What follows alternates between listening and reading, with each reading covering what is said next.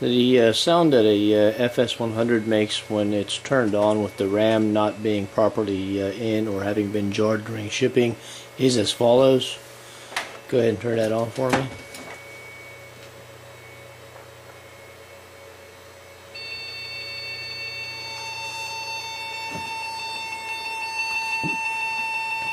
This will continue indefinitely. So what you want to do is unplug from the power supply, meaning from the wall, and then turn her onto a piece of foam or something soft so the screen doesn't get scratched. And there's going to be a number of screws in the back that you have to open up.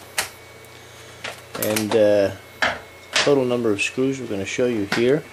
We got one here in the corner by the base, another one on the other side by the base. That's two. What size of a screw? So those are the screws that you're going to be opening up with a regular Phillips head screwdriver. Okay. After open? So you only have those two that you're going to open up. So we only have two screws that need to open up, and then carefully pulling out the bottom right there or the bottom left by the stand. You will be able to pry it open slowly, carefully. Okay, there she is. She lifts off. Now be careful because you're going to have your speaker wires here. You're going to have two speaker wires, 1, 2, and of course your hard disk cable, your ISA cable, or actually it's an IDE cable running to your hard disk. So you get your hard disk cable, and now here's your RAM slot right here. As you can see, the white clips. As we can see, the white clips, there's a clip end on there and there's a clip end on there.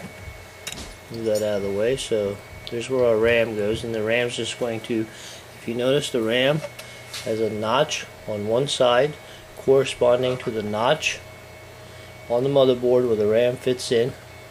And the RAM is, the way you're going to see it most likely during shipping, is this thing is going to be sitting there like that. As you can tell, it's not in all the way and it's not clipped in. And again, the G-forces of shipping will jar pretty much everything loose at sometimes, depending on what the UPS or FedEx driver has done. So on this here, all you're going to do is, by moving the clips on the side, go ahead and move the other clip, sir. This thing will pop out. You need two hands to do it. There it is. It pops out. So what you want to do is you want to apply, just not force, don't force it in, but it should just sit in nicely. There. Now you can see that all the gold pins there have disappeared in, and it'll click into place. So that now is clicked into place. The RAM is sitting nice and neat, plugged in neat, and go ahead and just leave it on its front here and plug it in. Okay, and go ahead and turn on the button underneath here. The button's underneath the LCD. So it's turned on now. One beep, all is well. So one beep, all is well. Be careful there, just leave that, and then turn her over for me. So she's still on from here. She's still on right now. We haven't turned her off since just turning her on and getting the one beep. And that just clips into place.